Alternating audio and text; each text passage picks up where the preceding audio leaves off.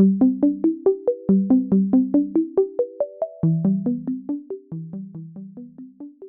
we were working on the A word that was that she was being abused. And it took us 2 months for her to say out loud that she has been abused. We have to be aware that not only our mind is healing, like our body is also going through a transformation. And just be patient with yourself. Be kind to yourself. Be kind to yourself and acknowledge that you went through something bad. Forgive yourself, and forgiving the other person, even though it might not be an easy thing to do, it will release a lot from your shoulder. It's hard for us to set boundaries at the beginning, but once you start doing it, it becomes easier for you because you are regaining your self-worth, and they will start like respecting you, and you will be able to reclaim a little more power from yourself. Because if you've been programmed for so long to be blamed for everything, projected of everything, attacked, manipulated, controlled, it takes a while to learn those internal boundaries. We stay because 10% of that marriage is the happy time. Like, we hope for that 10%. Meanwhile, the 90% of that other time is terrible.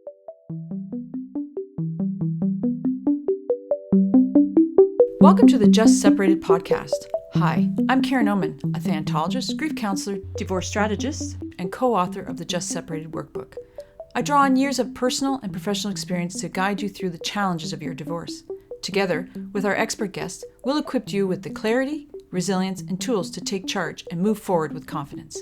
Follow Just Separated and join us as we explore the many different facets of divorce.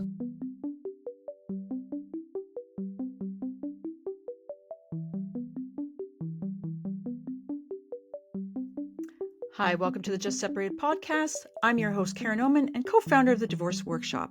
Today, we're going to be talking about rebuilding your identity as a single parent after narcissist abuse.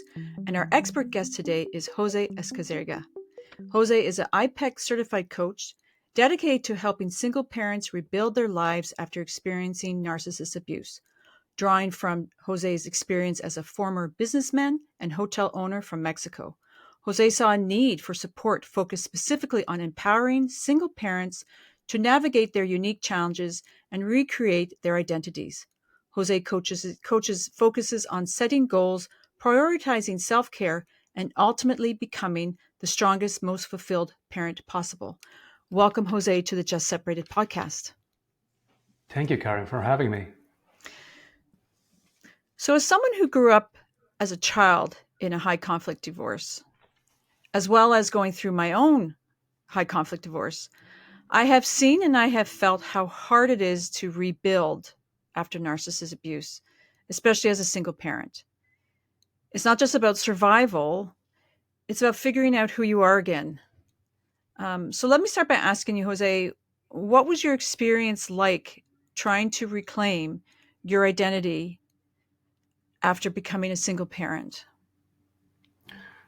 Well, it's been hard. I'm still doing it after many years. And, like you mentioned, this narcissistic abuse turns apart your identity. So the person you were before is not there anymore. So you have to work on rebuilding yourself again from scratch and finding yourself again. Also, you have to add being a single parent, handling everything by yourself at your house. And we still remain with scars from a narcissistic abuse relationship that even if you're conscious about it, they might still be present. I mean, they might not be going away. So it's something that needs to be worked every day. Do you know why? Like, we can talk about this, but why is it so much more difficult to rebuild ourselves after a narcissist abuse relationship compared to other people that are going through divorce? We know divorce is tough for everybody, but there tends to be rebuilding your life after this leaving a narcissist or relationship. It tends to be harder. Yeah, this people with narcissistic disorder, they target you, and you go through a difficult process that even change your brain chemistry, because you are in this state of always like trying to please the other person, but you are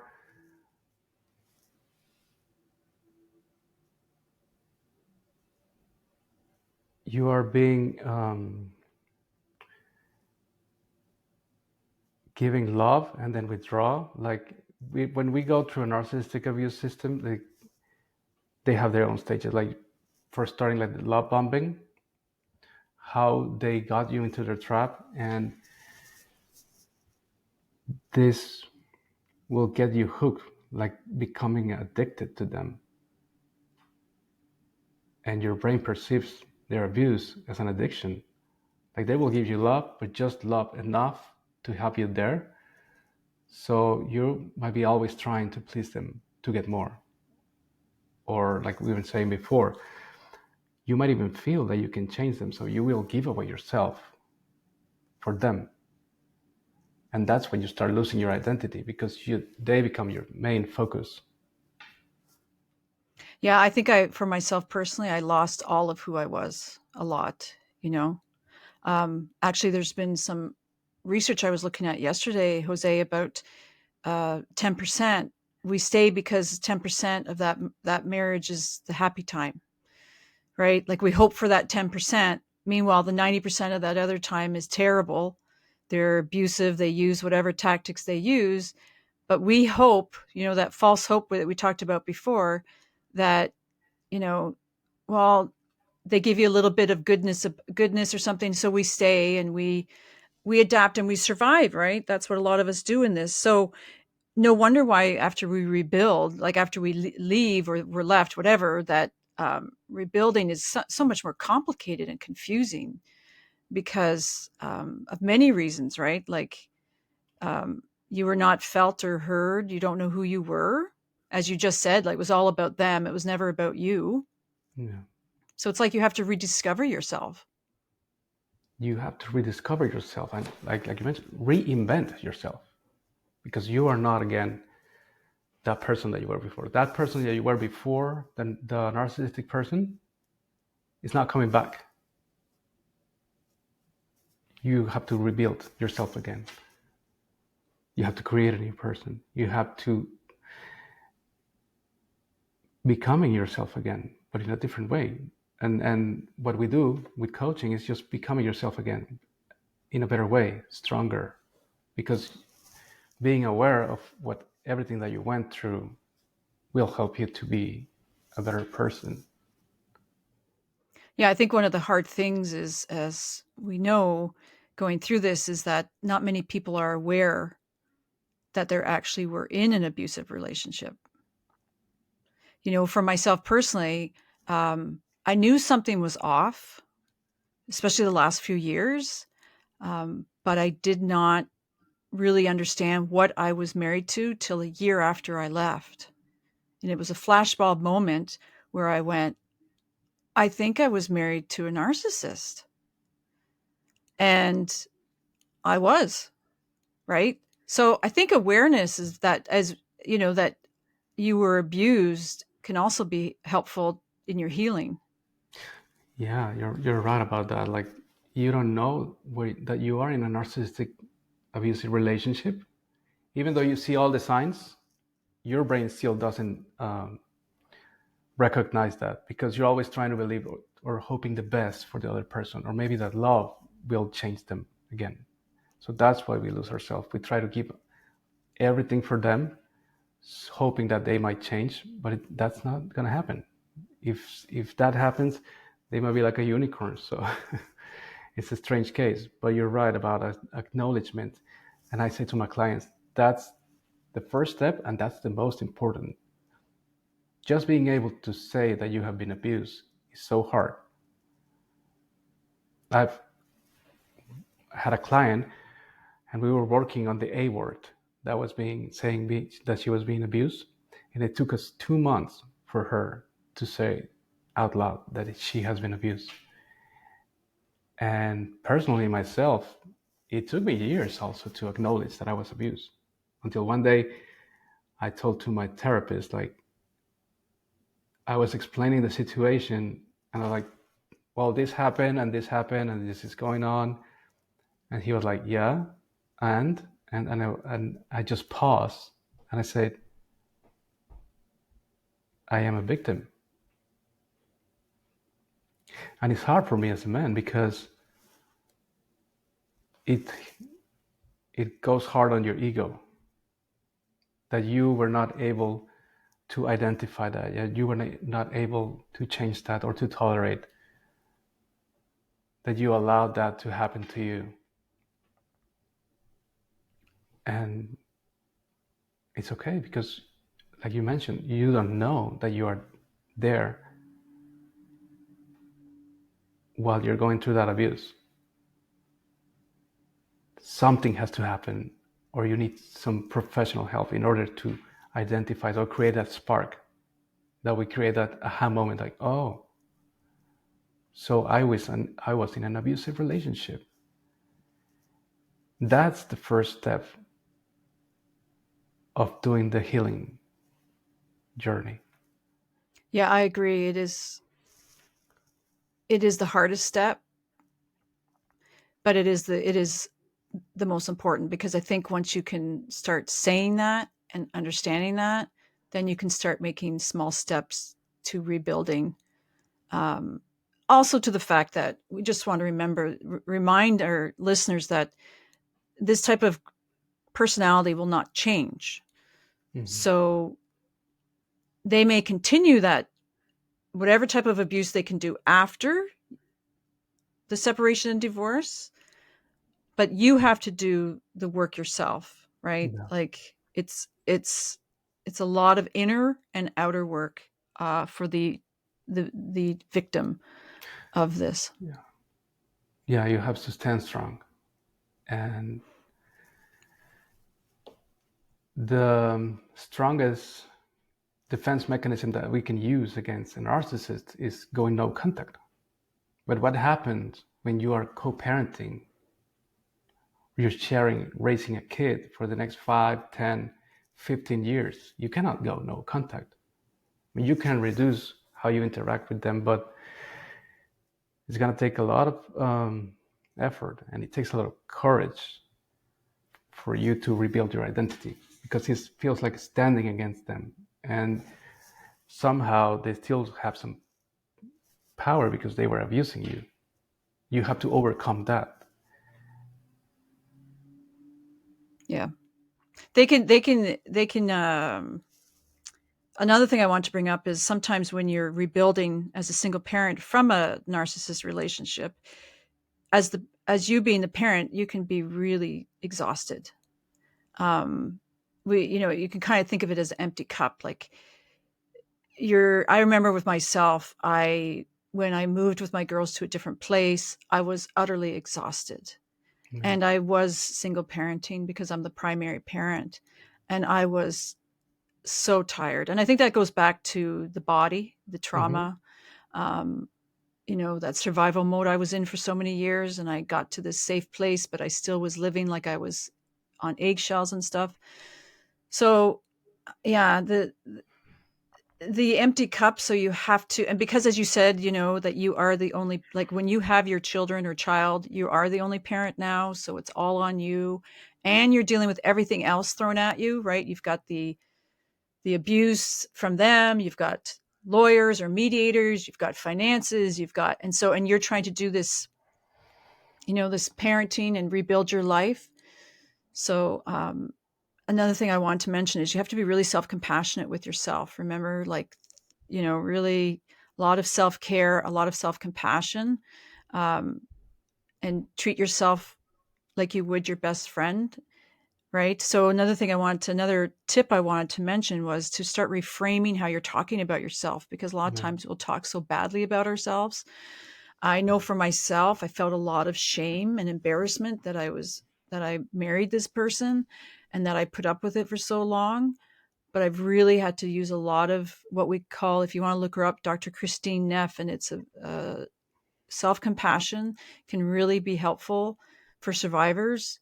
Um, to start when you start talking badly, oh how terrible I stayed, why'd I put up with this, or I can't believe that happened, whatever, is to just treat yourself and say, you know what, I did the best I could. Yeah. I didn't know what I was married in. Like I was naive. It's not, you know what I mean? So try to treat yourself like your best friend Yeah. when you're starting to think really negatively. I don't know what your thoughts on that are, Jose. Yeah, no, that's totally right. You have to make that voice your ally. When you're rebuilding yourself, you're also rebuilding that voice that will be there for you, like telling how to go on through the days. Instead of trying to hold you down, that voice have to be motivating you. And everything comes to the same part like you were saying about like your body will need a lot of rest once you get out of this survival mode, like your body being all the time on hyper vigilant, on survival mode, always tense. Once you get out of that stage, you will need a lot of rest. And detaching the guilt from rest, it's also an important part. Like if you want to go to sleep, don't feel bad for taking a nap, or just maybe staying up, sleeping later on the day. You're going through a process and your nervous system is adapting again. So it might take a lot of time for it to get back to normal or close to normal, because you are not on that high alert or fight or flight mode again. So suddenly being normal feels different for your body, but you got to take advantage that you can rest. And also like prioritizing self-care, which I say like self-care is so easy that it's hard. For most of us, like we know that to self-care could be just like taking a nap, taking a walk, eating a treat, doing yoga class, meditation, any class that you like to invest time in, or just the most basic things, like just cook a meal in your house, like being happy cooking that. But it's so easy that we just overlook that. It's like, okay, well, if you have to go for a walk, why don't you go for a walk? Like, we know what we have to do, but we don't do it most of the time when you are like transitioning into a healthy stage. And that's why having a coach can help you out, being held accountable, or just spark that curiosity, or just spark that habit. It will help you be better, because we might start with 5 minutes a day of self-care, and then you will start raising the bar, like 15 minutes, 20 minutes, until it becomes a habit and until it becomes part of your daily routine. And that will balance your daily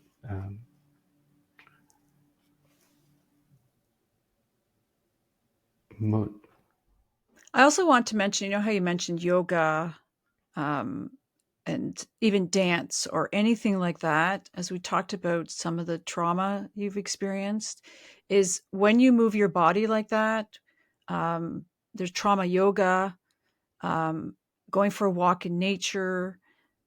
We're starting to do habits that are helping regulate your nervous system again.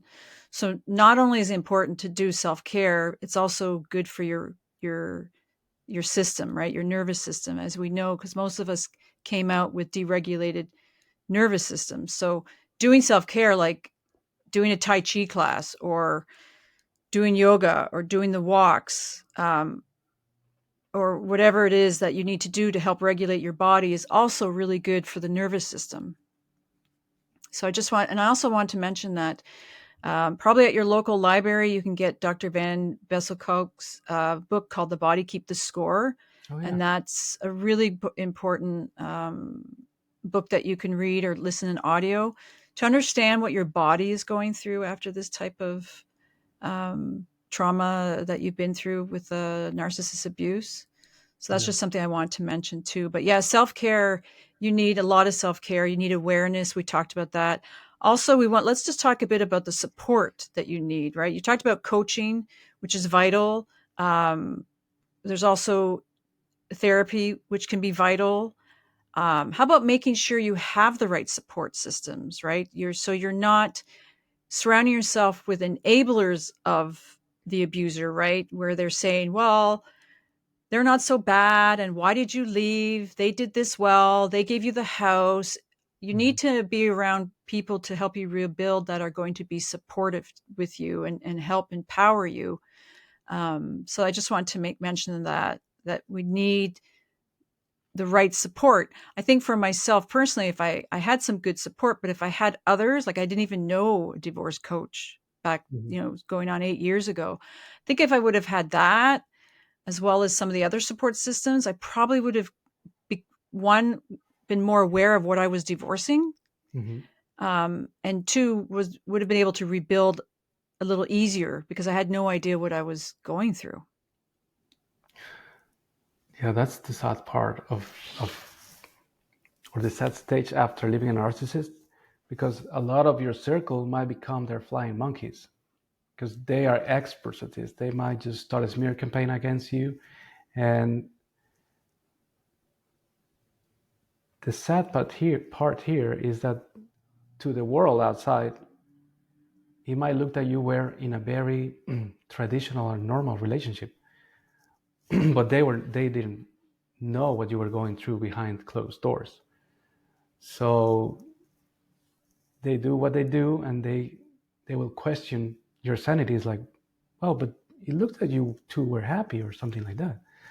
So you might have to start a new circle of support, um, and also like reconnecting with your loved ones and the community around you, because isolating you is one of their best skills. And also they make you question your reality when with all of the gaslighting around you. So just reaching out to your friends, to your family, is a good part of starting the healing journey as well. Because as self-care, it might sound easy, just call a friend. But to a person who has been abused, it's not easy just to grab the phone and call. He might overthink it, or he might just not do it. So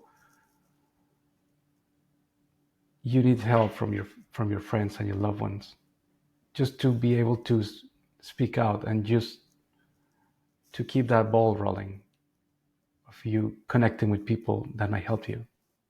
Yeah, and being validated that and believed, right? That Yeah. this is happening. And I think with all these things we've talked about, that can really help you start seeing a path forward. I also want to mention the grief component of all this. Um, when you divorce someone like this, we talked about this, right? The radical acceptance, we call it, right? That you have to grieve and lean into the many losses, but also you have to radically accept that this is who I was married to. And I Mhm. mean, radically accept, that's the word, right? Like that, let it sit there and go, this is who I was married to. You can journal it.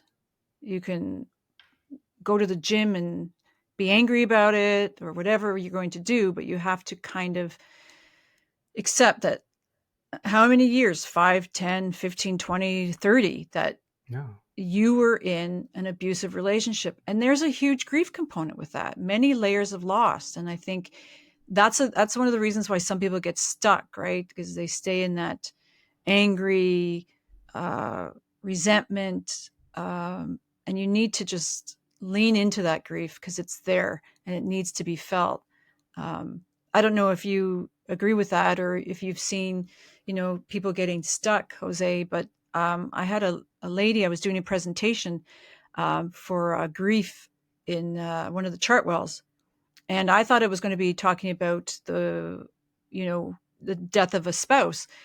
And a lady came on, like we were in Zoom during COVID, and she's like, "Oh, I'm not angry about my death of my husband. I'm angry about my divorce." And I said, "Oh, was it the last couple of years?" She says, "No, it was 20 years ago." And so 20 years ago, she's still angry and still stuck with a divorce that happened 2 decades ago. So I think that's another thing to help rebuilding is even though we as human creatures, we want to avoid pain, We have to actually kind of lean into the pain. And with narcissist abuse and becoming a parent, co-parenting on your own and rebuilding on your own, there's a lot that you have to lean into and accept. And that takes time though, right? Remember, there's no time limit on this, right? Like Jose, you could be a year, I could be 5 years. I mean, everybody's so unique and how we grew up and our childhood, and it all stems back from that as well. But there is the grief component that I think some people may not be aware that that's a really important factor in healing. Yeah, I totally agree with everything that you said. Like this grief component, we might not be aware of the time that it has been passing on because you are so into it. But forgiveness is a hard part, but it's a great start for grief, for healing on this grieving part. Forgiveness to yourself and forgiveness to the narcissist. And a great way that you can work on this is just write down a letter. Write down a letter of forgiveness to this person that created so much harm to you, and express yourself. No, like let it all come out and burn it. Yeah, Right. I've done that. I've done that work with grief as well, right? So I've done that, but also another way to look at it too is to try to, and this is hard. What we're saying here is not easy, right? It's not easy Yeah. to. You can also try to have compassion Yeah. to them because there's something that happened to them in their childhood, slightly genetics. I think we're slightly genetics that has caused them to behave this way. Yeah. Doesn't mean we want you to be friends with them at all, but that takes a while to get to. You know, I can't say that's it's easy to do. Um, and for some people, they can't do it, right? It's a uniqueness to everybody, but it can help in your rebuilding and healing. Yeah. Just writing kind words to this person who was abusing you is hard. But once you're starting like doing that, you might just help close the cycle. And also, you have to be aware that sometimes we get angry because you miss that person that you were with them. Like you had an idea of love, you had an idea of the relationship, you had a dream, but that didn't happen. Like, so you have to let go of the idea of love that you have with them. And it's hard because you had an illusion and now you have kids with them. And you still have to be talking to this person, having a relationship with them, even though you were abused. Yeah, that makes it even harder, Yeah. right? Is there any, before we start wrapping up, is there any other tips about rebuilding as a single Well, parent? setting healthy boundaries is a tip that I would like to focus on because these people don't like boundaries, and it's hard for us to set boundaries at the beginning. But once you start doing it, it becomes easier for you because you are regaining your self-worth, and they will start like respecting you, and you will be able to reclaim a little more power from yourself. Just setting healthy boundaries. Yeah, I want to extend that too. So boundaries external, like making sure like external boundaries, example, you're not allowed in the house anymore, right? Or, my ex decided in the new place we were in that he would just walk in whenever, and that I had to stop that. That's an external boundary, right? But I want Yeah. to just mention internal boundaries, right? Like you have to decide for yourself that you're not going to take the abuse anymore. So Yeah. if they try to, you know how they're very good at trying to put you down or trying to get you to attack them back because they love that type of stuff.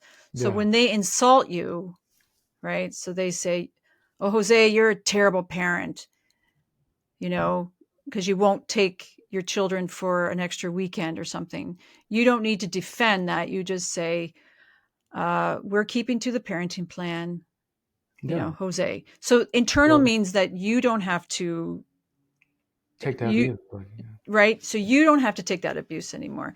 And so that takes time too, right? Because if you've been programmed for so long to be blamed for everything, projected of everything, attacked, manipulated, controlled, it takes a while to learn those internal boundaries. I actually have a blog on my website that maybe Yeah. people want to look at, because internal boundaries to me are just as important as external boundaries.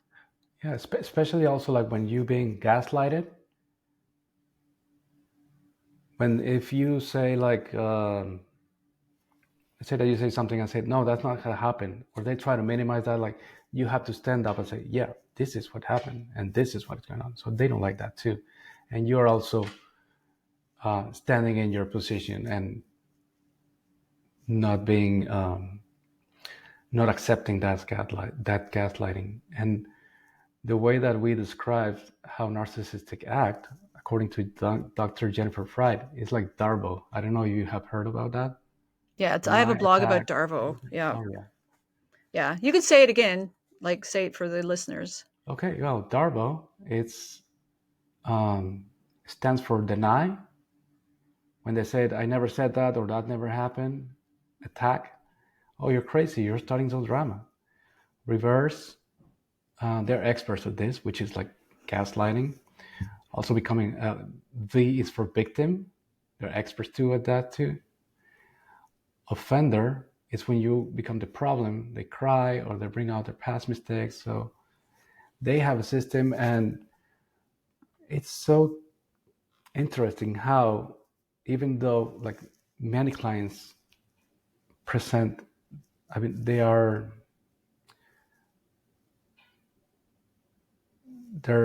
abusers have the same system. They all act the same, even though like they're not related, they have no connection at all. They behave the same. Yeah, it's interesting. The Darvo is when I first heard it years ago, it was like wow. And when I give it to clients, even if I send my blog to them, they go, "Oh Mm-hmm. my goodness, it's exactly what they do." Like Dr. Fry, she's brilliant, because that's exactly what they do. They use Darvo all the time.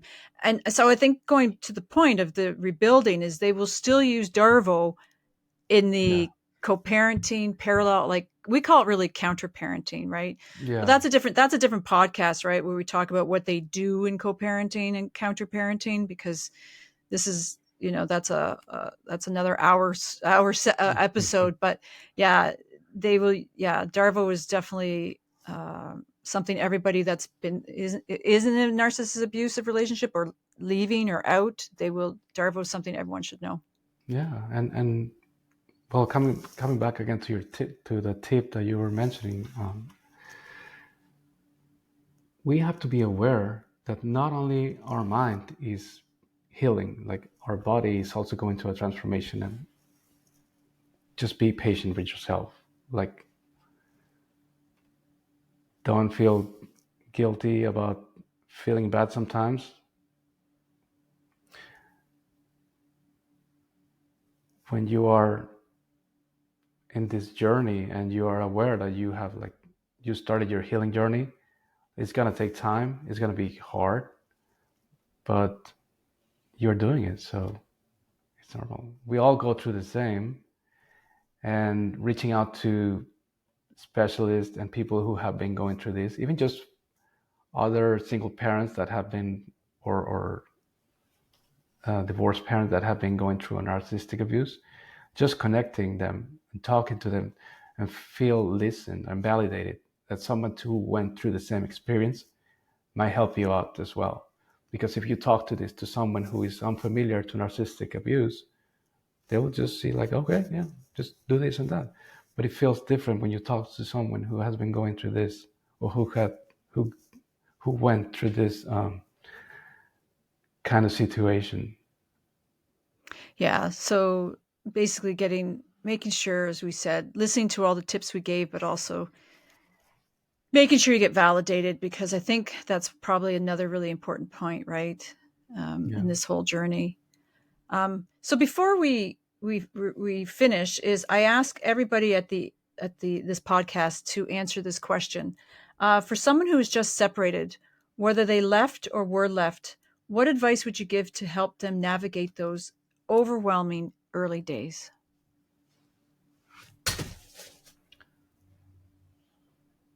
Be kind to yourself. Be kind to yourself and acknowledge that you went through something bad. Forgive yourself. And forgiving the other person, even though it might not be an easy thing to do, it will release a lot from your shoulders. Great. So, Jose, do you have I know you have a book that's coming out. Did you want to tell everyone about it before we go? Sure. I wrote The Boy with the Blue Bike, and it's a children's book for ages 8 to 12. And this is a story about two little kids that go on adventures to the city, specifically New York City. And each time they have an adventure in a different neighborhood, but each neighborhood represents a childhood trauma. So the young boys, they navigate these different neighborhoods and they see them with curiosity. They don't get engaged, but they get a taste of how the trauma looks like. So this book is intended to be a tool for them to have the language to talk to their parents or older people, and also for their parents to communicate with them, and illustrating them on how trauma looks like, so that they don't stay in that neighborhood like many of us did. So I'm excited about the book. Every time I was writing, I was like more excited because yeah, this is what we needed. Yeah, I think it's great. I think you're right. If kids can get just a grasp of the neighborhoods, the different type of neighborhoods, Mm-hmm. at that age, and also talking, that's a good moment for parents to be talking with their kids when they read the book together, if or they can open discussion about it. And I love the illustration. It's going to be illustrated, and I think it's well needed in this society right now. So I'm looking forward to having you back on when the book is out and we can go deeper into it. So it was great having you on. You want to tell everybody all your website information will be in the show notes, but do you want to tell everybody where they can get in touch with you? Sure. They can get in touch with me through Instagram in Quality Time, Not Quality Toys. And the website is the same, qualitytimenotqualitytoys.com. And I'll be also launching this community for single parents through school, where we will have access to resources for support. You will be able to communicate with other single parents, and just building a community for us, because we need that. Yeah, I was about to say, like, we talked about that this whole episode, and it's a very good resource because, as you said, more support, whether you're high conflict or not, being a single parent after is can be very challenging on many layers. So thank you for coming on, Jose. It was great to see you again, and we'll see you again in the future. Thank you, Karen. Thank you for having me and for such a great talk. And I'm looking forward to see you soon. Thanks. Thank you for joining today's discussion with our divorce expert. Check out the show notes for more about our guest. If you're finding value in our podcast, follow us on Spotify, Apple Podcasts, and our YouTube channel at Divorce Workshop. Share your questions, comments, or guest suggestions. We'd love to hear from you. For a comprehensive divorce guide, check out our Just Separated workbook on Amazon worldwide. This workbook covers everything from emotions and co-parenting to finances, legal insights, and recovery, a must-have for anyone navigating separation or divorce.